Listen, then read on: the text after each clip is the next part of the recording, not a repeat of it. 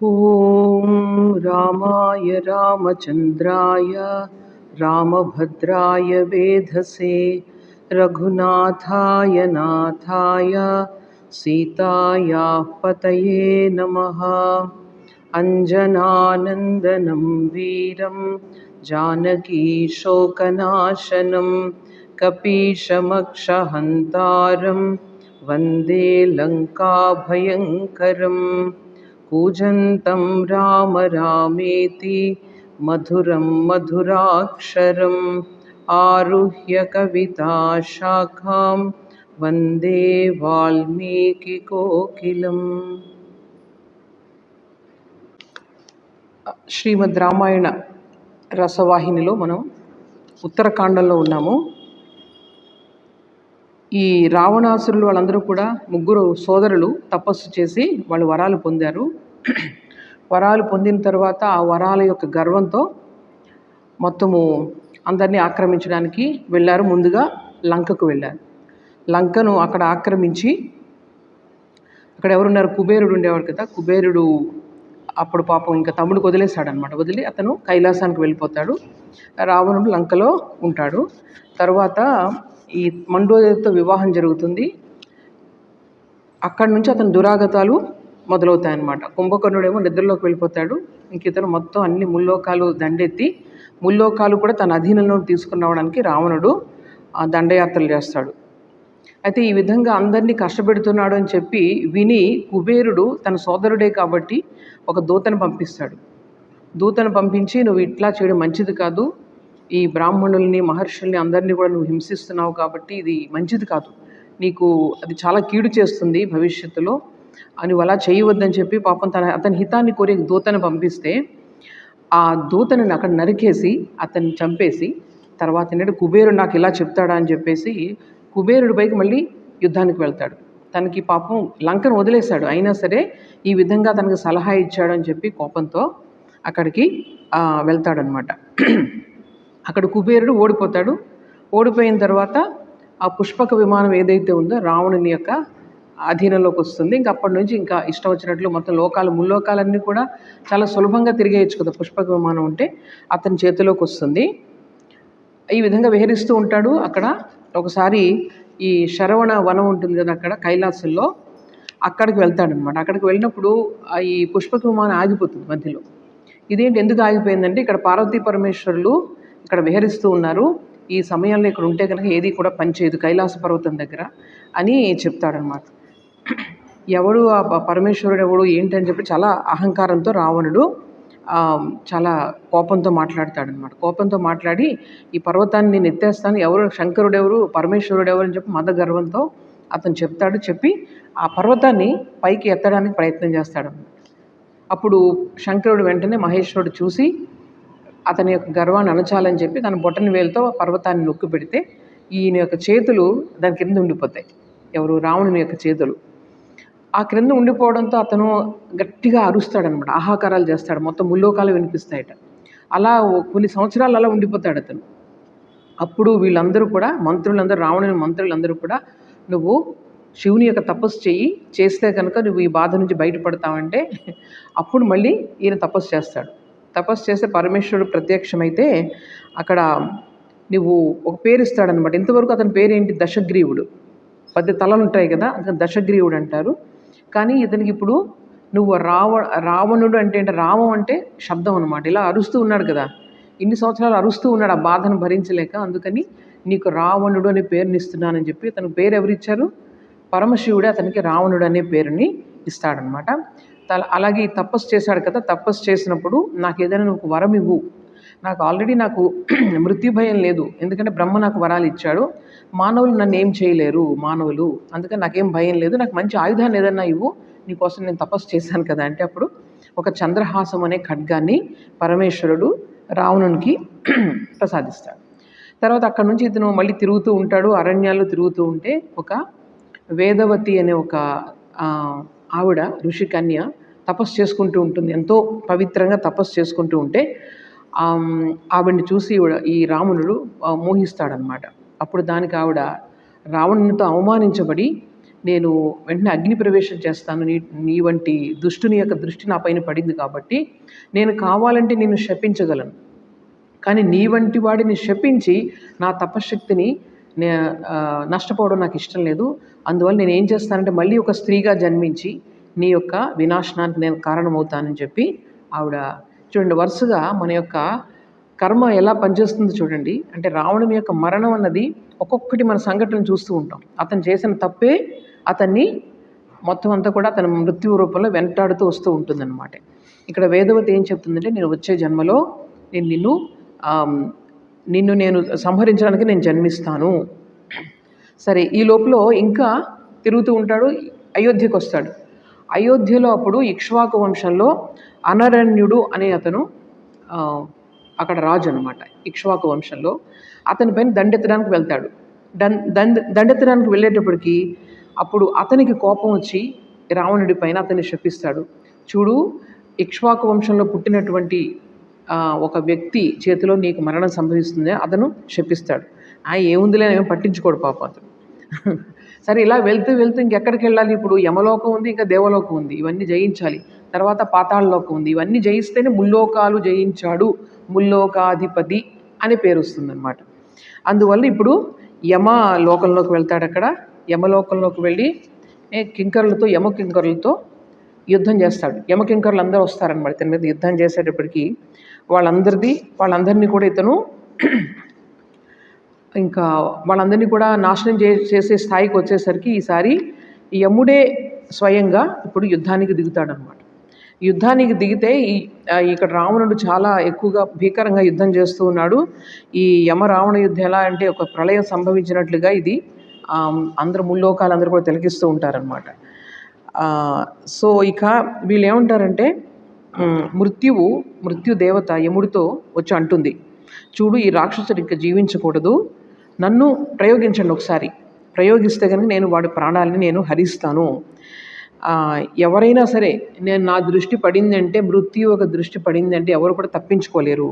అందువల్ల నాకు ఒక్కసారి మీరు ఆజ్ఞ ఇవ్వండి, నేను వెళ్ళి వాడిని చంపేస్తాను అని ఆవిడ అంటుందన్నమాట. అయితే అప్పుడు యముడు అంటాడు, లేదు నేనే చంపుతాను, వెళ్ళి నువ్వు చంపొద్దు, స్వయంగా నేనే చంపుతానని చెప్పి యముడు ఏం చేస్తాడంటే యమదండాన్ని బయటికి తీస్తాడు. యమదండాన్ని బయటికి తీస్తే ఒకసారి ప్రయోగించామంటే దానికి తిరుగుండదు. ఆ యమదండాన్ని యముడికి ప్రసాదించింది ఎవరు? బ్రహ్మదేవుడే ప్రసాదించాడు. ఈ పక్కన రావణుడికి వరాలు ఇచ్చింది ఎవరు? యక్ష కిన్నర గంధర్వులు దేవతలు ఎవరితోనూ కూడా మరణం రాకూడదు అని చెప్పి అతను కోరుకున్నాడు కదా, బ్రహ్మే వరాన్ని ప్రసాదించాడు. ఇప్పుడు యమదండాన్ని తీసి యముడు ఆ దండాన్ని ప్రయోగిస్తే ఇప్పుడు ఎవరికి?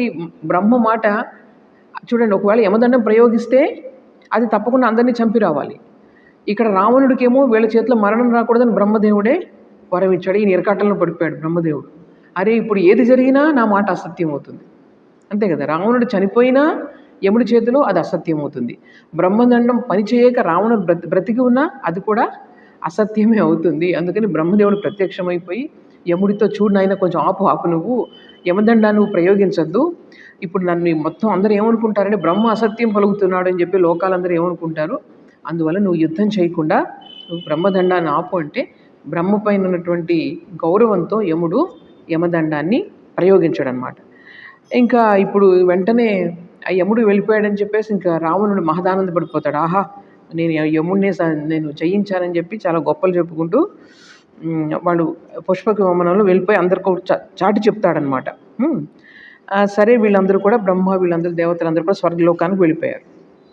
సరే, ఇప్పుడు యమలోకంలో యముని జయించేశాడు, ఒక లోకం అయిపోయింది. ఇంకా రెండవది పాతాళంలోకి వెళ్ళాలి. అక్కడ వరుణుడు ఉంటాడట, వరుణ దేవుడు అక్కడ రక్షిస్తూ ఉంటాడు. అక్కడికి వెళ్ళి బాగా అలసిపోయి ఉన్నాడు, అయినా సరే పాతాళానికి వెళ్ళాడు. పాతాళానికి వెళ్ళేటప్పటికి అక్కడ పాతాళంలో ఇంకెవరెవరు ఉంటారంటే చాలామంది దానవులు, అంటే చాలామంది అప్పుడు విష్ణుమూర్తి దండెత్తడానికి వచ్చినప్పుడు భూలోకంలో వాళ్ళందరూ కూడా పాతాళంలో తలదాచుకున్నారు. అక్కడ రాక్షసులు కూడా చాలామంది ఉన్నారు. అలాగే అక్కడ ఉండేటువంటి అఖండ జలాలు ఏవైతే సముద్ర జలాలను వరుణుడు రక్షిస్తూ ఉంటాడు. ముందుగా రావణుడు ఏం చేశాడంటే ఆ వాసుకి, అంటే ఈ సర్పాలు ఉంటాయి కదా, అటువంటి నగరానికి వెళ్ళాడు, వాళ్ళందరినీ జయించాడు. తర్వాత మణిమయపురం అని అక్కడికి వెళ్ళాడట. అక్కడ అందరూ కూడా రాక్షసులు ఉంటారు. వాళ్ళందరినీ కూడా జయించాడు, రాక్షసులు కూడా. అంటే ముల్లోకాలను జయించాలంటే ఇవన్నిటిని జయించాలి. ఈ లోపల అక్కడ ఒక రకమైనటువంటి రాక్షసులు ఉన్నారు. వాళ్ళు కూడా చాలా బలవంతులు అనమాట. వాళ్ళని నివాత కవచులు అంటారు. సో వీళ్ళిద్దరికీ భీకరంగా యుద్ధం జరిగింది. ఈ రావణుని యొక్క సేనకి తర్వాత వీళ్ళకి భీకరంగా యుద్ధం జరిగింది. ఎవరు ఓడిపోవట్లేదు. అప్పుడు బ్రహ్మ ప్రత్యక్షమై, చూడండి వాళ్ళు రాక్షసులు, మీరు రాక్షసులే, మీరిద్దరూ ఒకరికొకరు స్నేహంతో ఉండండి, స్నేహంతో ఉండి మీరిద్దరు కలిసి వేరే వాళ్ళని జయించండి, అప్పుడు ఈ సమస్య విడిపోతుంది, ఎవరు కూడా ఓడిపోవటం లేదంటే అప్పుడు రావణుడు, ఆహా ఇదేదో బాగుంది, తాతగారు చెప్పింది, బ్రహ్మ అంటే తాతగారే కదా, మంచి బాగానే ఉంది ఇది సరే అని చెప్పి బ్రహ్మదేవుడికి ఆయన కృతజ్ఞతలు చెప్పి వీళ్ళిద్దరూ కూడా అగ్నిసాక్షిగా వాళ్ళు బంధుత్వాన్ని ఏర్పాటు చేసుకుంటారు. ఈ కథలన్నీ పెద్దగా ఇంట్రెస్టింగ్గా ఉండవు మనకి, కానీ ఏంటంటే కథాగమనంలో మనం ముందుకు వెళ్ళాలి కాబట్టి ఇవి ముందుకి, అంటే ఇవన్నీ కూడా ఫ్లాష్ బ్యాక్లోకి వెళ్తున్నారు. ఎవరెవరికి చెప్తున్నారు? అగస్త్య మహాముని రామునికి చెప్తున్నాడు. ఎందుకంటే రాముడు అక్కడ ఒక ప్రశ్న అడిగాడు. ఏమడిగాడు? ఇంద్రజిత్తుని నేను సంహరించాను కదా మేము, అటువంటిది ఏదో గొప్ప కింద చెప్తున్నారేంటి? ఇంద్రజిత్తు కంటే చాలామంది బలవంతమైన రాక్షసులు ఉన్నారు, వాళ్ళని కూడా నేను సంహరించాను, స్వయంగా రావణుని కూడా సంహరించాను, అయినా సరే ఇంద్రజిత్తును నీవు సంహరించడం అనేది చాలా ఆశ్చర్యకరంగా ఉంది అని ఎందుకు మీరు చెప్తున్నారంటే, అప్పుడు అగస్త్య మహాముని రాముడికి పక్కనే లక్ష్మణుడు కూర్చొని ఉన్నాడు, తర్వాత విభీషణుడు కూడా కూర్చొని ఉన్నాడు, వీళ్ళందరికీ చెప్తుంటే ఈయన కథ చెప్తున్నారు ఫ్లాష్ బ్యాక్లోకి వెళ్ళి. ఆ కథ అంతా ఇప్పుడు జరుగుతూ ఉందన్నమాట. సో ఈ విధంగా వీళ్ళు సరే ఇక్కడ మొత్తం అక్కడ ఈ నివాత కవచులకి ఈ రావణుని యొక్క సైన్యానికి అందరికీ కూడా మంచి సయోధ్య కుదిరింది. సయోధ్య కుదిరిన తర్వాత అక్కడ కాలకేయులు అని ఒక రాక్షస జాతి ఉంది. వాళ్ళందరినీ సంహరిస్తూ శూర్పణఖ యొక్క భర్త, అతని పేరు విద్యుజ్జిహ్వుడు, అతను కూడా నరికేసి చంపేశాడు. వాళ్ళకి తెలియదు కదా, మొత్తం అందరితో చంపేస్తే అతను కూడా చంపేశాడు అనమాట. చంపేసి లంకా నగరానికి వచ్చారు వాళ్ళు. లంకా నగరానికి వచ్చిన తర్వాత శూర్పణఖకి విషయం తెలిసింది కదా, ఇంకా విపరీతమైన కోపం వచ్చింది ఆవిడకి. కోపం వచ్చి, నువ్వేం చేసావు, నా భర్త నువ్వు చంపేశావు, వచ్చిన వెంటనే అడుగుతున్నాడు చెల్లెల్ని, బాగున్నావా అని చెప్పేసి. ఏంటి బాగున్నావా అని, నా భర్తను చంపేసి నన్ను వైధవ్యాన్ని నాకు ఇచ్చావు అని చెప్పి శూర్పణఖ బాగా ఏడుస్తుంది అనమాట. సరే ఇది తర్వాత జరుగుతుంది ఈ సంఘటన. ఈయన ఇక్కడ ఈ శూర్పణఖ భర్తను కూడా చంపేసిన తర్వాత ఈ వరుణుడు ఎక్కడుంటారో, వరుణ దేవుడు ఎక్కడుంటాడో, వీళ్ళందరూ దిక్పాలకులు కదా, దిక్పాలకులందరినీ చేసేస్తే వాళ్ళందరూ తన అధీనంలో ఉంటారనమాట. సో వరుణుడిని గురించి వెతుకుతున్నాడు. ఇప్పుడు ఆ పాతాళంలో వెతికితే ఒక పెద్ద తెల్లటి భవనం కనిపించిందట, అది వరుణుడి యొక్క నివాసం. సరే ఈయన యుద్ధానికి రండి, నన్ను జయించండి, లేకపోతే నేనే దీనికి అధిపతిని అని చెప్పి మీరు ఓడిపోయినట్లుగా ఒప్పుకోండి అని చెప్పి గట్టిగా అరుస్తాడు. అరిస్తే అప్పుడు వాళ్ళ వరుణుడి యొక్క కుమారులందరూ వస్తారనమాట. అక్కడ కామధేనువు కూడా ఉంటుందట. ఆ కామధేను నుంచి క్షీర సముద్రం వస్తుంది, ఇవన్నీ ఉన్నాయి కదా. కామధేనుని చూసి రావణుడు 3 సార్లు ప్రదక్షిణ చేసి నమస్కారం చేశాడట. చేసిన తర్వాత వీళ్ళందరినీ కూడా యుద్ధానికి పిలుస్తున్నాడు. పిలిస్తే అప్పుడు వరుణుని యొక్క కుమారులు వాళ్ళందరికి వచ్చి ఈయనతో యుద్ధానికి వచ్చారనమాట. యుద్ధానికి వస్తే వాళ్ళందరూ కూడా ఓడిపోయారు. ఓడిపోతే అప్పుడు సరే మీరు ఓడిపోతే పారిపోతున్నారు వాళ్ళు. పారిపోతూ ఉంటే అప్పుడు ఈయన, మీ నాన్నకు చెప్పండి, మీ నాన్నకు చెప్పి నాతో యుద్ధానికి చేయమనండి, అప్పుడు నన్ను, లేకపోతే మీ ఓటమిని అంగీకరించినట్టే. పాపం వీళ్ళు వినిపించుకోకుండా వెళ్ళిపోయారు. ఈ లోపల వాళ్ళ యొక్క ఒక మంత్రి, వరుణుని యొక్క మంత్రి వచ్చి దీన్ని ఆపుదాం, ఇంతటితో యుద్ధం అని చెప్పేసి రావణుని దగ్గరికి వచ్చి, సరే ఆయన కుమారులను ఓడించావు కదా, ఇంక వరుణుని కూడా ఓడించినట్లే కదా, ఇంకెందుకు యుద్ధం అంటావు, నువ్వు వెళ్ళిపో అని చెప్తే అప్పుడు ఆహాహా నేనే మొత్తం ఈ లోకాన్ని కూడా జయించానని చెప్పేసి వెళ్ళిపోతాడు. రావణుడు వెళ్ళిపోయిన తర్వాత లంకా నగరానికి వస్తాడు. లంకా నగరానికి వస్తే శూర్పణఖని, అయితే ఈ లోపల ఏమవుతుందంటే ఈయన మొత్తం ముల్లోకాల్ని జయించుకుంటూ వస్తున్నాడు కదా, జయించుకుంటూ వచ్చి మొత్తం ఎక్కడ అందమైన స్త్రీలు కనిపించిన వాళ్ళందరినీ పుష్పక విమానంలో ఎక్కించుకొని కూర్చోబెట్టుకుంటున్నాడు. పాపం వాళ్ళందరూ పుష్పక విమానంలో కూర్చొని ఏడుస్తున్నారు. అందరూ కూర్చొని వాళ్ళ భర్తలను చంపేశాడు, అందరినీ చంపేసి ఒక్కొక్కరిని తీసుకొస్తున్నాడు అనమాట. మనకి ఏ విధమైన దుర్గతి కలిగింది, ఏం చేస్తాడు, మనల్ని కూడా చంపేసి తినేస్తాడో ఏంటో అని వీళ్ళందరూ ఒకటే విలపిస్తున్నారట. ఆ దేవతా స్త్రీలందరూ కూడా, దేవతా స్త్రీలే కాదు, అందరూ చాలామంది ఉన్నారు, అందులో రకరకాల జాతులు. అప్పుడు వీళ్ళందరికీ బాధతో ఒక శాపాన్ని ఇస్తారు అతనికి. ఈ పరస్త్రీలను ఈ విధంగా అతను చెరబట్టి పీడిస్తున్నాడు కాబట్టి ఒక స్త్రీ వల్ల తనకి వినాశనం కలుగుతుందని వీళ్ళు కూడా శపిస్తారనమాట. శపిస్తే అప్పుడు వీళ్ళందరూ ఆకాశం నుంచి అందరూ కూడా దుందుబులు మోగిస్తారు. మోగించి అంటే రావణుని యొక్క ఎప్పుడు చచ్చిపోతారని చూస్తున్నారు వీళ్ళందరూ. ఎందుకంటే మొత్తం ముల్లోకాలని పీడించుకొని తింటున్నాడు కదా! సో, ఈ విధంగా వీళ్ళు శపించగానే వీళ్ళందరూ కూడా చాలా ఆనందపడ్డారు దేవతలందరూ కూడా. సో, అయినా సరే ఈ మూర్ఖుడు అదేం పట్టించుకోలేదు. వాళ్ళేదో శపిస్తున్నారు అసలు లెక్క అతనికి. ఈ పుష్పక విమానంతో వీళ్ళందరి స్త్రీలను తీసుకొని మన లంకలో ప్రవేశించాడు. లంకలో ప్రవేశించిన తర్వాత శూర్పణఖ వచ్చింది. ఏడుస్తూ అన్నగారి దగ్గర ఏడుస్తూ వచ్చింది. అప్పుడు అడుగుతున్నాడు, "ఏంటి ఏడుస్తున్నావు? ఏమైంది నీకంటే?" అప్పుడు కోపం వస్తుందనమాట. "ఏమైందని అడుగుతున్నావు? నా భర్తను పొట్టన పెట్టుకున్నావు." ఇలా అని చెప్పేసి అన్నగారి మీద చాలా కోప్పడుతుంది. అప్పుడు ఇతను చెప్తున్నాడు, "సోదరి, నువ్వు దుఃఖించొద్దు. యుద్ధకాంక్షతో జయాన్ని కోరుకుంటూ ఒళ్ళు తెలియని ఆవేశంతో తనవారు పరాయివారు అన్నది నాకు తెలియలేదు. ఈ విధంగా గుర్తించలేక నేను అలా చంపేశాను. ఆ సమయంలో యుద్ధం చేస్తూ ఉంటే అన్నగారు, తమ్ముడు, బావ, మరిది ఇవేమి అసలు ఎవరికి కూడా గుర్తుండవు. అందువలన ఈ అనర్థం జరిగిపోయింది. నేను కావాలని నీకు ఈ కష్టాన్ని నేను తీసుకురాలేదు. నన్ను నమ్ము. నీకు జీవితంలో ఎలాంటి కష్టం లేకుండా నేను చూసుకుంటాను. నిన్ను ఇప్పుడే నేను దండకారణ్యానికి పంపిస్తాను." ఈ విధంగా దండకారణ్యానికి ఎలా వచ్చిందంటే ఆవిడ ఈ విధంగా వచ్చిందనమాట. "ఈ దండకారణ్యానికి నీకు రక్షణగా నేను కరుణ్ణి నేను పంపిస్తాను. మన పిన్నతల్లి కొడుకే అతను, మనకి వరుసకు తమ్ముడు అవుతాడు. అతను నీకు పంపిస్తాను. నీకు చేదోడు వాదోడుగా ఉంటాడు. దీనితో పాటు నీకు 14,000 మంది రాక్షసుల్ని పంపిస్తాను. మీరు అందరూ కలిసి హాయిగా దండకారణ్యంలో హాయిగా ఉండండి." తర్వాత మీకు తెలుసు కదా, శ్రీరామచంద్ర ప్రభు వచ్చి వీళ్ళందరినీ ఒక్కడే ఆయన వీళ్ళందరినీ కూడా నాశనం చేసేస్తారు. సో, ఈ కరుడు తర్వాత మొత్తం 14,000 మంది మహాశూరులైనటువంటి రాక్షస సయోధుల్ని ఇక్కడికి పంపిస్తాడనమాట. సో, వీళ్ళందరికీ కూడా దూషణుడు అనే అతను సేనాధిపతిగా ఉంటాడు. ఈ కరుడు, దూషణుడు వీళ్ళిద్దరూ కూడా నిన్ను చక్కగా చాలా ముద్దుగా చూసుకుంటారు. నువ్వు చక్కగా ఆ అరణ్యంలో తిరుగుతూ నీ ఇష్టం వచ్చినట్టు ఉండొచ్చు. నీకు ఏ మాత్రం కష్టం రాకుండా వాళ్ళు చూసుకుంటూ ఉంటారు అని చెప్తాడు. సరే, ఈ విధంగా శూర్పణఖని దండకారణ్యానికి పంపేస్తాడనమాట. తరువాత ఒకరోజు మళ్ళీ ఈయన హాయిగా విహరిస్తూ ఉన్నాడు మన లంకానగరంలో. విహరిస్తూ ఒక ప్రాంతానికి వచ్చాడు. అక్కడ ఒక ఆలయం ఉందన్నమాట. అక్కడ నికుంభిల అనే ఒక ఉద్యానవనం ఉంది లంకలో. అక్కడికి ఒక ఆలయం ఉంది. అక్కడికి వెళ్ళి చూస్తున్నాడు. చూస్తూ ఉంటే అక్కడ తన యొక్క కొడుకు మేఘనాథుడు, అంటే ఇంద్రజిత్తు, తర్వాత కాలంలో ఇంద్రజిత్ అయ్యాడు అతను. ఈ మేఘనాథుడు అక్కడ పెద్ద యజ్ఞం చేస్తూ ఉన్నాడు. రావణుడికి తెలియదు అది. అక్కడంతా కూడా యజ్ఞ స్తంభాలు ఇవన్నీ కూడా అక్కడ పెట్టేసి ఉన్నాయన్నమాట. అప్పుడు దగ్గరికి వెళ్ళి అడుగుతున్నాడు, కుమారుని కౌగులించుకొని నువ్వేం చేస్తున్నావు? అతను అంతా కూడా ఈ తపస్సు చేస్తున్న దానిలో ఉన్నాడనమాట. తెల్లటి వస్త్రాలు కట్టుకొని ఈ అంత పిలకాన్ని పెట్టుకొని మొత్తానికి అతను యజ్ఞం చేస్తూ ఉన్నాడు. దగ్గరికి వెళ్ళి కుమారుని అడుగుతున్నాడు, ఏం చేస్తున్నావు ఇక్కడ నాకు తెలియకుండా అని అడిగితే, అప్పుడు అక్కడ ఉన్నటువంటి ఈ శుక్రాచార్యుడు, ఈ రాక్షసుల యొక్క వాళ్ళ గురువు కదా ఆయన వచ్చి చెప్తున్నాడు అనమాట.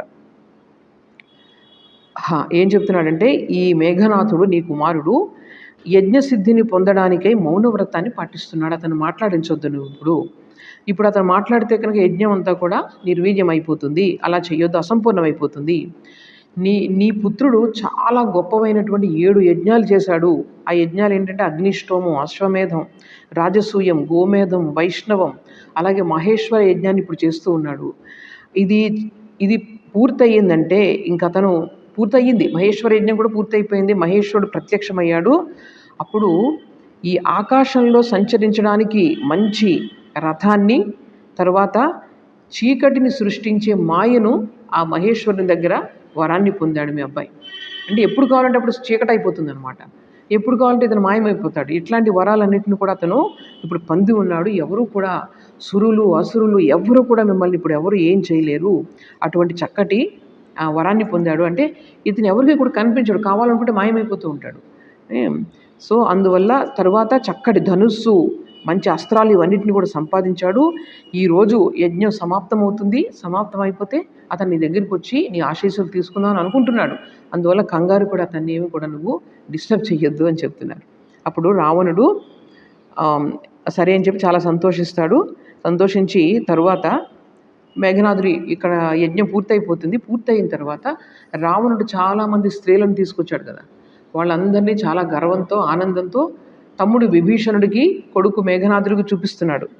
చూపించి చూడండి వీళ్ళందరినీ కూడా నేను తీసుకొచ్చాను, ఇప్పుడు వీళ్ళందరినీ కూడా నేను నా భార్యల కింద చేసుకుంటానంటే, అప్పుడు విభీషణుడు అంటాడు, చూడు నువ్వు చేస్తున్న పనులు అసలేం బాగలేదు.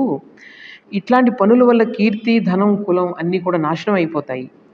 పరస్త్రీలను చెరబట్టి ఇట్లా బంధించడం అసలు ధర్మసమ్మతమైన నీవు అనుకుంటున్నావా ఏంటి చెప్పు? ఒకసారి ఆలోచించు.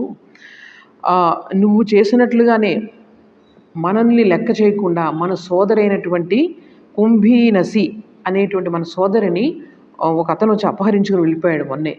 చూసావా? నువ్వు చేసిన దురాగతాలకి మనకి ఇప్పుడే ఫలితం కనిపిస్తోంది. మన వంశంలోని, మన కుటుంబంలోని మన సోదరిని అతను అపహరించుకొని పోయాడు అని చెప్తే, అతని పేరు ఏంటంటే మధువు. అతని పేరు మధువు.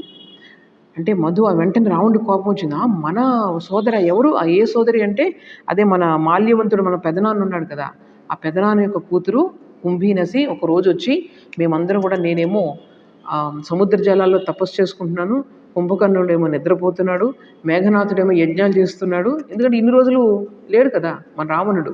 వీళ్ళందరూ ఏం చేస్తున్నారని ఆయనకి తెలియదు. మేఘనాథుడు యజ్ఞం తర్వాత యజ్ఞం చేస్తున్నాడు వరాలు పొందడానికి. ఇటు పక్కేమో విభీషణుడు పాపం నీళ్ళల్లో మునిగి తపస్సు చేసుకుంటున్నాడు. అక్కడ కుంభకర్ణుడు శాపవశంతో నిద్రపోతున్నాడు. సో ఈ సమయంలో వచ్చి మన అంతఃపురానికి వచ్చి మన సోదరిని అతను అపహరించుకొని పోయాడు అంటే రావణుడికి వెంటనే కోపం వస్తుంది. ఎవడతను? ఎంత సాహసం అసలు మన చెల్లెల్ని అలా తీసుకొని పోవడానికి? నేను ఇప్పుడు వెళ్తాను అక్కడికి, వెళ్ళి అతన్ని చంపుకొని వస్తానని చెప్తే అప్పుడు వెంటనే అందరినీ, ఈ కుంభకర్ణుడిని తర్వాత మేఘనాథుడిని కూర్చోబెడతాడన్నమాట. నేను వెళ్ళి అక్కడికి వెళ్ళి అతను సంహరిస్తానని చెప్పేసి. పాపం విభీషణుడు మాత్రం లంకను పరిరక్షిస్తూ ఉండిపోతాడు ఇక్కడ. ఈసారి వీళ్ళు వెళ్తారు అక్కడికి, ఎక్కడైతే ఈ మధువు అన్నతను తన సోదరిని అపహరించుకొని పోయాడు. అక్కడికి వెళ్ళేసరికి అతను నిద్రపోతూ ఉంటాడు. అప్పుడు ఈ సోదరి వచ్చి ఉంటుందన్నమాట, నన్ను అతను వివాహం చేసుకున్నాడు, అందువల్ల దయచేసి నా భర్తను చంపొద్దు, అలా చంపితే నాకు వైధవ్యం ప్రాప్తిస్తుంది అంటే, అప్పుడు రావణుడు సరే అలాగే చేస్తాను, అయితే నేను ఇప్పుడు దేవలోకానికి వెళ్ళాలి, 2 లోకాలు అయిపోయాయి, నాకు దేవలోకంపై కూడా విజయం సాధించాలి, కాబట్టి నీ భర్తను మాతో రమ్మని చెప్పు, మాకు యుద్ధం చేయడానికి అని చెప్తే, అప్పుడు పడుకున్నటువంటి భర్తను ఆవిడ లేపి ఇలా తన అన్నగారితో యుద్ధానికి చేయడానికి వెళ్ళమని చెప్తుంది. సరే అతను కూడా, మధువు అన్న రాక్షసుడు కూడా వెళ్తారు. ఇప్పుడు దేవలోకానికి వెళ్ళాలి. దేవలోకానికి దారి ఎక్కడ? కైలాసం. కైలాసం నుంచి పైకి వెళ్ళడం మనందరి నమ్మకం అదే కదా. కైలాసంలో దేవతలందరూ కూడా మధ్యలో ఉందన్నమాట. భూలోకానికి దేవలోకానికి మధ్యలో కైలాసం ఉంది. అక్కడ వీళ్ళందరూ కూడా బస చేస్తారు. రావణుడు మొత్తం సైన్యాలు అందరూ వెళ్ళి దేవలోకానికి వెళ్ళాలి, ఇంద్రుడిని జయించాలి. అక్కడ చక్కగా బస చేస్తూ ఉంటారనమాట.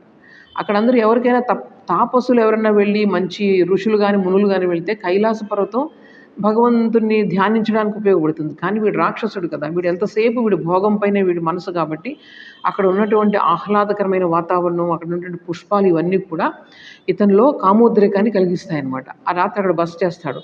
ఎట్లాగ ఈ మొత్తం ఈ వాతావరణాన్ని అనుభవిస్తూ నేను ఇంకా ఆనందాన్ని అనుభవించాలని ఆలోచిస్తూ ఉంటాడు. ఈ లోపల రంభ, చాలామంది అక్కడ అప్సరసలు వీళ్ళందరూ కూడా తిరుగుతూ ఉంటారు. చాలామంది రకరకాలుగా అదే గంధర్వులు వీళ్ళందరూ తిరుగుతూ ఉంటారు అలా రాత్రిపూట. ఈ లోపల వీళ్ళ సైన్యం అందరూ పడుకొని ఉంటారు. ఈ రావణుడు మాత్రం ఎట్లాగ నేను అనుభవించాలి ఇటువంటి రాత్రిని అని చెప్పి ఆలోచించుకుంటూ ఉంటాడు. ఈ లోపల రంభ అప్సరస ఆవిడ అలంకరించుకొని అటువైపు వెళ్తూ ఉంటుందన్నమాట. వెళ్తూ ఉంటే ఆవిడని చూడగానే ఇతను మోహిస్తాడనమాట. మోహిస్తే, నువ్వు ఎక్కడికి వెళ్తున్నావు అని చెప్తే, నేను నీకు కోడలి వరుస అవుతాను, నేను కోడలిని నీకు అంటుంది రంభ. అంటే అదెలా అవుతావు, నా కొడుకుని నువ్వు వివాహం చేసుకున్నావు అంటే, నీ కొడుకును కాదు, నేను కుబేరుడి యొక్క కొడుకు అయినటువంటి నల్లకూబరుణ్ణి నేను వివాహం చేసుకున్నాను. అతను బ్రాహ్మణుని వంటి లక్షణాలు కలవాడు, చాలా శ్రేష్ఠుడు. అయితే అతనికి నాపై నేనంటే అతనికి కూడా ఇష్టము, నాకు కూడా అతనంటే ఇష్టము, అందువల్ల నేను అతని దగ్గరికి వెళ్తున్నాను ఇప్పుడు అని అంటే, ఇతను అదేం వినిపించుకోకుండా, మీకు అప్సరసలకి వివాహం ఏంటి, మళ్ళీ భర్త ఏంటి, ఏముండదు అని చెప్పేసి ఆవిడ్ని బలాత్కరిస్తాడు. అప్పుడు ఆవిడ చాలా బాధతో వెళ్ళి నలకూబరుడి దగ్గరికి వెళ్తుందనమాట. వెళ్తే ఏంటి విషయం ఏమైందని చెప్తే, అప్పుడు విషయం అంతా చెప్తుంది. అది నా తప్పేం లేదు, ఈ విధంగా నీ పినతండ్రి అయినటువంటి రావణుడు దేవలోకానికి వెళ్తూ ఇక్కడ బస చేశాడు, నేను అటువైపు నుంచి వస్తుంటే ఈ విషయం జరిగింది అని చెప్తే, వెంటనే అతను తన తపశ్శక్తితో జరిగిందంతా కూడా తెలుసుకుంటాడనమాట. తెలుసుకుని రంభనేమనడు, వెంటనే రావణుణ్ణి శపిస్తాడు. ఇప్పటి నుంచి ఏ స్త్రీనైనా సరే ఆవిడ యొక్క అనుమతి లేకుండా నువ్వు ఆవిడ పైన నువ్వు చెయ్యి వేస్తే నీ తల 7 ముక్కలు అయిపోతుంది అని నల్లకూబరుడు శపిస్తాడు. చూడండి, ఒక్కొక్క శాపాన్ని తీసుకొని ఇతను వెళ్తున్నాడు. అతని యొక్క మరణానికి అదే దారి తీస్తుంది అనమాట. ఇదంతా వింటాడు రావణుడికి, తెలుస్తుంది ఈ శాపం, కానీ ఏం లెక్క చేయడా, వాళ్ళు ఏం చేస్తారులే అనుకుని అతను కానీ ఎవరి మీద అప్పటి నుంచి చెయ్యి వేయడానికి భయపడతాడనమాట. అందుకనే సీతమ్మ తల్లి దగ్గర కూడా వెళ్ళి ఎప్పుడు కూడా ఏ రోజు కూడా ముందుకు వెళ్ళలేకపోతాడు. ఎందుకంటే ఈ శాపం అతని నెత్తి మీద ఉందన్నమాట. ఈ శాపాన్ని విని అతను బంధించినటువంటి స్త్రీలు వాళ్ళందరూ కూడా ఎంతో ఆనందపడతారు. వాళ్ళందరూ కూడా సో ఈ విధంగా జరుగుతుంది. తరువాత ఇప్పుడు ఇంద్రలోకానికి పైకి వెళ్తాడు, స్వర్గలోకానికి వెళ్తే అక్కడ అందరూ కూడా ఇంద్రలోకాన్ని ముట్టడించింది. ఈ రాక్షస సైన్యం చేస్తున్నటువంటి శబ్దం ఒక పెద్ద ఘోషలాగా ఉందట.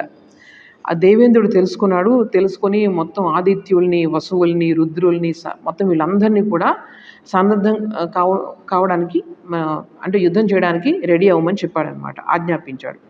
ఈ ఆజ్ఞను శిరసావహించి వీళ్ళందరూ కూడా ఆయుధాలను చేతపట్టుకొని రాక్షసులను ఎదిరించడానికి బయలుదేరారు. అప్పుడు ఈ లోపల ఏం చేశాడు, వీళ్ళందరినీ ఇంద్రుడు చేసే పని అదే కదా, మొత్తం వీళ్ళందరినీ యుద్ధానికి పంపించేసి ఈయన మాత్రం విష్ణువు దగ్గరికి పరిగెట్టుకుని వెళ్ళి ఇలా వచ్చింది, మాకు పెద్ద ముప్పు వచ్చింది ఇంద్రలోకానికి, ఈ వచ్చి మొత్తం వరగర్వంతో పెద్ద సైన్యాన్ని వెంటబెట్టుకుని స్వర్గాన్ని ముట్టడించాడు రావణుడు, నీవే మమ్మల్ని రక్షించాలి, మేము శరణు వేడుకుంటున్నాము అని చెప్పి, నీ అనుగ్రహం చేత నేను ఎంతోమంది రాక్షసులను నేను సంహరించాను, అందువల్ల అన్నిటికీ కూడా నీవే గతి కాబట్టి నువ్వు మాకు సహాయం చేయాలి అని చెప్పి ఇంద్రుడు విష్ణుమూర్తిని అడుగుతాడు. అప్పుడు విష్ణుమూర్తి ఆయన మాటలు విని, చూడు ఈ దుష్ట రాక్షసుడు బ్రహ్మ ఇచ్చిన వరాల కారణంగా అసలు అతను ఎవరిని కూడా చంపలేకపోతున్నారు. ఇప్పుడు నేను ఒకవేళ వెళ్ళి యుద్ధాల్లోకి వెళ్ళానంటే అతను చంపకుండా తిరిగి రాలేను. నేను ఒకవేళ అతను చంపాను అనుకో, అప్పుడు ఏమవుతుంది, దేవతల చేతిలో అతను చనిపోతే బ్రహ్మ మాట అసత్యం అవుతుంది. అందువల్ల నేను ఇప్పుడు చంపలేను అతన్ని, కానీ నేను మీకు మాట ఇస్తున్నాను, నేను తర్వాత తప్పకుండా నేను అతన్ని సంహరిస్తాను. సమయం సందర్భం చూసుకొని నేను వాడిని సమూలంగా నాశనం చేస్తాను, కాబట్టి నువ్వు ముందు వెళ్ళి నువ్వు యుద్ధం చేయి అతనితో అని చెప్తే అప్పుడు మహేంద్రుడు అందరినీ వెంటపట్టుకొని అతను యుద్ధానికి సిద్ధమవుతాడు. ఈ భయంకరంగా సాగుతుంది ఈ యుద్ధం అంతా కూడా. ఈ యుద్ధంలో ఏమవుతుందంటే ఈ సుమాలి అనేటువంటి వీళ్ళ యొక్క రావణుని యొక్క తాతగారు అతను చనిపోతాడనమాట. చనిపోతే వీళ్ళందరికీ కూడా కోపం వస్తుంది, రాక్షసులందరికీ కూడా కోపం వస్తుంది. అప్పుడు ఈ మేఘనాథుడు వస్తాడు. ఇట్లాగా తన రాక్షస కులంలో పెద్ద చనిపోవడంతో ఈ మేఘనాథుడు అంటే ఎవరు, ఇంద్రజిత్తు యుద్ధానికి వస్తాడు. అప్పుడు ఇంద్రుడు ఏం చేస్తాడంటే తన యొక్క కుమారుణ్ణి, అతని పేరు జయంతుడు, అతన్ని యుద్ధానికి పంపిస్తాడు. వీళ్ళిద్దరూ కూడా చాలా భయంకరంగా యుద్ధం చేస్తారు.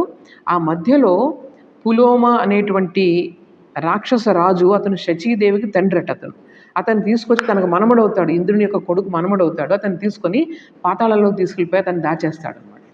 దాచేస్తే ఎప్పుడైతే జయంతుడు అదృశ్యం అయిపోయాడో అప్పుడు వీళ్ళందరూ కూడా దేవతలందరూ కూడా భయపడిపోతారు. అప్పుడు ఈ మేఘనాథుడు చేస్తున్నటువంటి యుద్ధాన్ని తట్టుకోలేక స్వయంగా ఈ మహేంద్రుడే యుద్ధానికి వెళ్తాడు. సో ఈ రకంగా రకరకాల యుద్ధాలు జరుగుతాయి, రుద్రులు వస్తారు, ఇదంతా అవుతుంది. చివరికి ఏమవుతుందంటే ఈ మేఘనాథుడు ఎప్పుడూ జరగలేదు, ఎవరు చేయలేకపోయారు, ఇంద్రుణ్ణి బంధించేస్తాడు.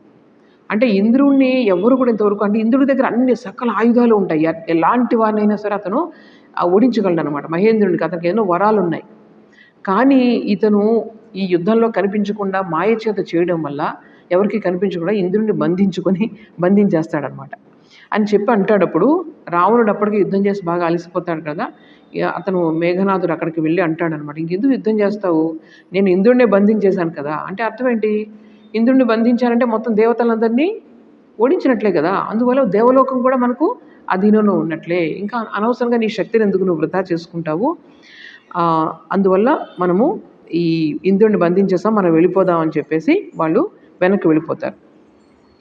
ఈ విధంగా యుద్ధం పూర్తయిపోతుంది. రావణుడు ఇంద్రజిత్తు మాటలు విని ఇలా అంటాడనమాట, నీ అసమాన పరాక్రమం చేత మన వంశ ప్రతిష్టను చిరస్థాయిగా నిలిచేటట్లు చేశావు. ఇంద్రుణ్ణి బంధించడం అంటే సామాన్యమైన విషయమా, ఎప్పుడైనా జరిగిందా ఇటువంటిది, అంటే ఇంద్రుణ్ణి జయించాం కాబట్టి దేవతలందరినీ జయించినట్లే. నీవు వెంటనే దేవేంద్రుణ్ణి రథంపై కూర్చోబెట్టి మన సేనతో కలిసి మన నగరానికి బయలుదేరు, నేను మంత్రులతో కలిసి నీ వెనకే వస్తానని చెప్తే పాపం ఇంద్రుడిని తీసుకుని వీళ్ళు ఎక్కడికి వెళ్తారు, లంకా నగరానికి తీసుకెళ్ళిపోతారు. అప్పుడు మొత్తం స్వర్గలోకం అంతా కూడా, దేవలోకం అంతా కూడా హాహాకారాలు, వాళ్ళకి రాజే వెళ్ళిపోయాడు కదా. అప్పుడు ఇంకెవరు వస్తారు రంగంలోకి, చివరికి బ్రహ్మ మళ్ళీ రంగంలోకి రావాలి. ఇప్పుడు బ్రహ్మదేవుడు ఏం చేస్తాడంటే లంకకు వచ్చేస్తాడు పాపం ఆయన. శ్రీలంకకు వచ్చేసి ఆకాశంలోనే నిలబడి ఈ అందరినీ రావణుని చూస్తాడు. చక్కగా హాయిగా పుత్రులతో అందరితో ఆనందంగా ఉన్నాడు లంకలో. అప్పుడు వచ్చి రావణునితో బ్రహ్మదేవుడు అంటున్నాడు, చూడు నాయనా, యుద్ధంలో నీ పుత్రుని యొక్క పరాక్రమం చూశాను, చాలా సంతోషించాను. అతడు నీ అంతటి పరాక్రమవంతుడయ్యాడు. ఇంకా ఇంకా చెప్పాలంటే నీకన్నా మించిపోయాడు. నీ తేజస్సు చేత ముల్లోకాల్ని జయించావు. పాతాళం, తర్వాత యమలోకం, తర్వాత దేవలోకం అన్నింటినీ జయించేశావు. నీ ప్రతిజ్ఞను నెరవేర్చుకున్నావు. మీ ఇద్దరి విషయంలో నేను చాలా సంతోషిస్తూ ఉన్నాను. నీ పుత్రుడు ఇంద్రుడినే జయించాడు కాబట్టి ఇక్కడి నుంచి అతనికి ఒక పేరు ఇస్తున్నాను. అదేంటి? ఇంద్రజిత్తు అనే పేరు అలా వచ్చింది ఆయనకి. ఇంద్రజిత్తు అనే పేరు బ్రహ్మ ఇచ్చాడనమాట. సో నువ్వు ఏ ఇంద్రజిత్తు వల్ల దేవతలను జయించగలిగావో ఆ ఇంద్రజిత్తు ఇకపైన కూడా చాలా మహాబలవంతుడుగా ఉంటాడు. నీకు అన్ని విధాలుగా చేదోడు వాదోడుగా ఉంటాడు. ఇప్పుడు ఇంద్రుణ్ణి బంధాల నుంచి విముక్తం చెయ్యి. విముక్తం చేసినందుకు నువ్వు ఏదైనా వరం కోరుకో. అంటే నీకు ఒక బోనస్ ఇస్తాను నేను, ఇంద్రుడిని మాత్రం వదిలేసేయాలి అంటే వెంటనే ఇంద్రజిత్ అంటాడనమాట, సరే నేను ఇంద్రుని వదులుతాను కానీ నాకు మరణం లేకుండా నాకు వరం ఇవ్వంటాడు. అప్పుడు బ్రహ్మ ఏమంటాడంటే, చూడు నాయన, ఈ లోకంలో పుట్టిన వాళ్ళకి ఎవరికి కూడా మరణం తప్పదు. ఏ ప్రాణికి కూడా ఎన్నటికీ మరణం లేకుండా ఉండడం అనేది జరగదు. అందువల్ల నువ్వేం చేస్తావంటే వేరే ఏదైనా కోరుకో. అప్పుడు ఈయన చెప్తాడు, ఈయన తాత అవుతాడు కదా, ముత్తాత అవుతాడు. సరే నేను ఇంకో వరం కోరుకుంటాను. అదేంటంటే, నేను శత్రువులను జయించడానికి ముందు ప్రతిసారి కూడా ఒక హోమం చేస్తాను. ఆ హోమం నుంచి రథాలు, అశ్వం, ఒక చాలా ఉత్తమమైనటువంటి అశ్వాలతో కూడినటువంటి రథం బయటికి రావాలి. ఆ రథం పైన నేను ఉన్నంత వరకు కూడా, ఆ రథం పైన నేను ఉన్నంతవరకు ఎవరు కూడా నన్ను చంపకూడదు. ఈ వరాన్ని నాకు ఇవ్వు. ఒకవేళ నేను హోమం సరిగా చేయకుండా యుద్ధానికి వెళ్తే కనుక అప్పుడు నాకు మరణం కలగవచ్చు.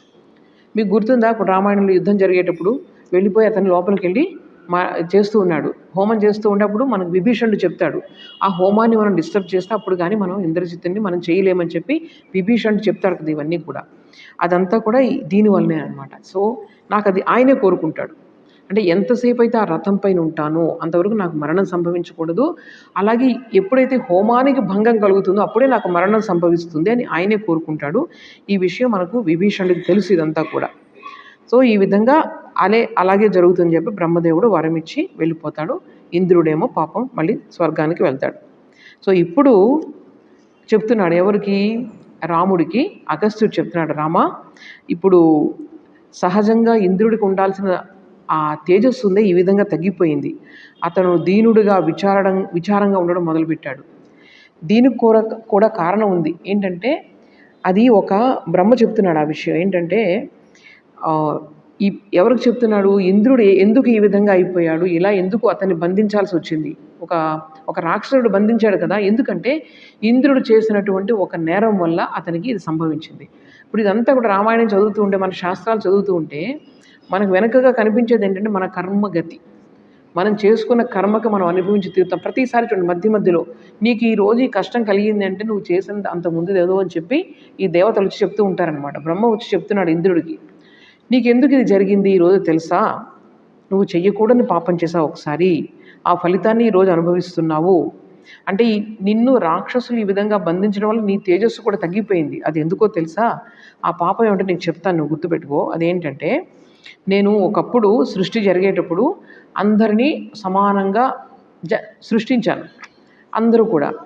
కానీ నాకు తృప్తి కలగలేదు, ఒక వైవిధ్యం లేదు ఈ సృష్టిలో అని చెప్పి ఒక మంచి లక్షణాలన్నింటినీ కలిపి ఒక స్త్రీని సృష్టించాను. ఆ స్త్రీ పేరే అహల్య. ఆ స్త్రీలో ఏ దోషము లేదు. అంటే చాలా చక్కగా రూపవతిగా ఉంది, ఏ దోషము లేదు. కాబట్టి అహల్య అనే పేరు ఆవిడకి. హలము అంటే దోషం అన్నమాట, వికారం. హలము అంటే వికారం, ఏ వికారం లేనిది అహల్య. సో అందువల్ల ఆవిడని నేను సృష్టించి ఎవరికి భార్యగా చేయాలా అని నేను ఆలోచిస్తున్నాను. అప్పుడు నువ్వేం చేసావు? ఆవిడ నా భార్య అయితే బాగుండునని కోరుకున్నావు. కానీ నాకు అది ఇష్టం లేదు. నేనేం చేశాను? సప్త ఋషుల్లో ఒకరైనటువంటి గౌతమ మహర్షి ఉన్నారు కదా, ఆయన యొక్క ఆరక్షణలో నేను ఆవిడని పెట్టాను. ఆయనకి ఎంతటి ఆయన యొక్క రక్షణలో ఆవిడని పెట్టినప్పుడు అసలు ఎంతటి ఏంటంటారు ఇంద్రియ నిగ్రహం ఆయనకి. చక్కగా ఆవిడ అక్కడ పెట్టుకొని తన ఆశ్రమంలోనూ పెట్టుకొని ఇన్నాళ్ళు రక్షిస్తూ వచ్చాడు. అది నేను చూసి నేనేం చేశానన్నమాట, గౌతమునికే భార్యగా నేను అహల్యను చేశాను. ఆ గొప్ప ధర్మాత్ముడు, బుద్ధిశాలి అయినటువంటి ఆ గౌతమునితో ఈ అహల్య చాలా సుఖంగా గడుపుతూ ఉంది. కానీ నేను చేసిన ఈ పనికి దేవతలందరూ కూడా ఆవిడని చూసి, ఆవిడ సౌందర్యాన్ని చూసి మోహించారు. వాళ్ళకి నచ్చలేదు నేను ఇలా చేయడం. ఆ మహర్షి పైన నువ్వు కూడా చాలా అసూయ చెంది ఉన్నావు. ఒకానొక సమయంలో ఈ గౌతమ ముని ఆశ్రమంలో ఆ ఒంటరిగా ఉన్నటువంటి అహల్యను చూసావు. నువ్వు చూసి ఏం చేసావు, గౌతముని యొక్క రూపంలో నువ్వు వెళ్ళి ఆవిడని బలాత్కారం చేశావు. అది ఈ విధంగా ఇలా వెంటనే గౌతమునికి ఆ విషయం తెలిసి ఆయన ఇక్కడికి వచ్చాడు. వచ్చి వెంటనే నిన్ను శపించాడు. అదేంటంటే, నీవు యుద్ధంలో నీ శత్రువుల చేత బంధించబడతావు. అలాగే నీవు ఇక్కడ చేసిన దుష్ప్రవర్తన ఏదైతే ఉందో, అటువంటి ప్రవర్తన ఎవరైనా మనుషులు చేస్తే అందులో సగం పాపం నీకు వస్తుంది. నీవు ఇక్కడ చేసిన చెడు ప్రవర్తన యొక్క దుష్ట పరిణామం మనుష్యులలో కూడా వ్యాపిస్తుంది. మానవులు ఇటువంటి పాపం చేసినప్పుడు చేసిన వాటిలో సగం పాపం నీకు వస్తుంది. అంతేకాదు, ఎవరెవరు ఇంద్ర పదవిని పొందుతారో వారు ఆ స్థితిలో స్థిరంగా ఉండరు. ఇంద్ర పదవి మారిపోతూ ఉంటుంది. ఇలాగ ఆయన శపిస్తాడనమాట. అప్పుడు అలా అన్నప్పుడు ఏం చేసావన్నమాట, పాపం మహర్షి అంతటితో ఆగలేదు, భార్యను కూడా శపిస్తాడు. మనందరికీ తెలుసు, ఒక రాయిలాగా నువ్వు పడి ఉండాలి, నా ఆశ్రమం నుండి నువ్వు దూరంగా వెళ్ళిపో, నువ్వు చాలా అందంగా ఉంటానని అనుకుంటున్నావు, నీకు అహంకారం ఉన్నట్లుంది. ఇప్పటి నుంచి కూడా మానవ లోకంలో కూడా మంచి రూపసులైనటువంటి యువతులు జన్మిస్తారు. ఈ గర్వంతో నీవు ఈ విధంగా ప్రవర్తించావు, అందువలన లోకంలో మిగిలిన ప్రజలు కూడా నీ వంటి రూపాన్ని పొందుతారు అని చెప్పిస్తాడనమాట. ఆ తర్వాత ప్రజల్లో కూడా చాలామంది మానవుల్లో కూడా అటువంటి సౌందర్యవంతులైనటువంటి వీళ్ళు యువతులు జన్మిస్తారు. అప్పుడు ఈ అహల్య గౌతమునితో అంటుంది, చూడు, ఇందులో నా దోషం ఏం లేదు. దీనికి నీ రూపంలో అతను ఇంద్రుని వచ్చి ఈ పని చేశాడు, ఇందులో నా దోషం ఏం లేదు కదా అని చెప్తే, అప్పుడు నన్ను అనుగ్రహించు, ఈ విధంగా శాప విముక్తురాలను చెయ్యాలి అంటే అప్పుడు ఆయన చెప్తాడనమాట, ఇక్ష్వాకు వంశంలో శ్రీరాముడు జన్మిస్తాడు. అతను ఈ మానవ రూపంలో ఉన్నటువంటి శ్రీ మహావిష్ణువే. అతను ఒక బ్రాహ్మణుని పని మీద ఈ ఆశ్రమానికి వస్తాడు. అప్పుడు నీవు రాముడిని చూడగానే నువ్వు పవిత్రురాలు అవుతావు, నీ పాపం అంతా కూడా తొలగిపోతుంది. నీ పాపాన్ని పవిత్రంగా చేయడానికి చేయగల సమర్థుడు అతను ఒక్కడే. నీవు అప్పుడు రామునికి ఆతిథ్యం ఇస్తావు, ఆ తరువాత నీవు నాతో మళ్ళీ కలిసి నువ్వు జీవిస్తావు అని చెప్తాడనమాట. సో ఈ దేవేంద్రునికి బ్రహ్మదేవుడు ఇదంతా కూడా ఈ విషయాన్ని చెప్తున్నాడు. చెప్పిన తర్వాత ఇంద్రుడికి ఏం చెప్తాడంటే, నీ యొక్క తేజస్సు మళ్ళీ తిరిగి రావాలి అంటే కనుక నువ్వేం చేయాలి, వైష్ణవ యజ్ఞాన్ని ఒకదాన్ని నువ్వు చెయ్యాలి అని చెప్తే ఆయన వెంటనే ఆ వైష్ణవ యజ్ఞాన్ని చేయడానికి తలపెడతాడు. ఇంకో విషయం కూడా చెప్తాడంటే, నీ కుమారుడు జయంతుడు చనిపోయాడని చెప్తున్నాడు, అదృశ్యమైపోయాడు కదా, అతను ఎక్కడ అదృశ్యం కాలేదు, అతను ఎక్కడో పాతాళంలో సముద్రంలో నీ యొక్క అతడి మాతామహుడు అంటే తాతగారి అతన్ని దాచి ఉంచాడు. ఈ విధంగా నువ్వు నేను ఈ విషయాన్ని ఎవరు చెప్తున్నా, అగస్త్యుడు చెప్తున్నాడు, శ్రీరామ ఈ విషయాన్ని గురించి నీకు చెప్పాను, ఇంద్రజిత్తుకి ఎందుకు ఇంత బలం వచ్చింది అన్నది, దేవేంద్రుడిని ఎలా జయించాడు, ఈ కారణాలు ఇవన్నీ కూడా నీకు చెప్పాను అని చెప్తే, అప్పుడు శ్రీరామచంద్ర ప్రభు ఏం చెప్తున్నాడంటే, ఇవన్నీ కూడా నేను గతంలో జరిగినటువంటి అన్ని విషయాలు కూడా మీ ద్వారా విన్నాను అంటే, విభీషణుడు అంటున్నాడు, ఎప్పుడూ నా చిన్నతనంలో జరిగే ఈ విషయాలన్నీ కూడా మళ్ళీ మీ నుంచి నేను వింటున్నాను, ఇవన్నీ కూడా నాకు తెలిసినవే కదా, ఇంద్రజిత్తు జన్మించడం దగ్గర నుంచి అతను తపస్సు చేయడం ఇవన్నీ కూడా పినతండ్రే కాబట్టి అన్నీ తెలుసు. సో విభీషణుడు అంటున్నాడు, నా చిన్నతనంలో జరిగినటువంటి సంఘటనలను మళ్ళీ ఈరోజు మీరు మాకు గుర్తు చేశారని చెప్పి విభీషణుడు అంటున్నాడు. ఆ తర్వాత రాముడు అంటున్నాడు, అవును, ఇందులో కొన్ని విషయాలు నేను విభీషణుడి నుంచి కూడా విన్నాను. ఏంటి ఆ విషయాలు, ఈ ఇంద్రజిత్తుకున్నటువంటి శాపం ఎటువంటిది, ఇవన్నీ కూడా విభీషణుడు ముందుగానే రాముడికి చెప్పుకున్నాడు కదా.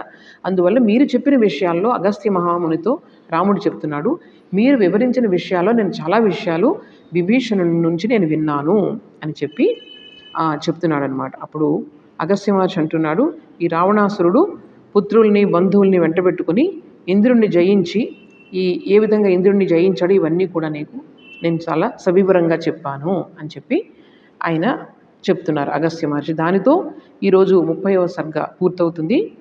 ఈరోజు మనం 21 నుంచి 30వ సర్గ వరకు ఉండేటువంటి సారాంశాన్ని చూసాము. వచ్చే వారం 31 నుండి 40వ సర్గ వరకు ఉండేటువంటి సారాంశాన్ని చూద్దాము ఉత్తరకాండంలో. ॐ असतो मा सद्गमय तमसो मा ज्योतिर्गमय मृत्योर्मा अमृतङ्गमय।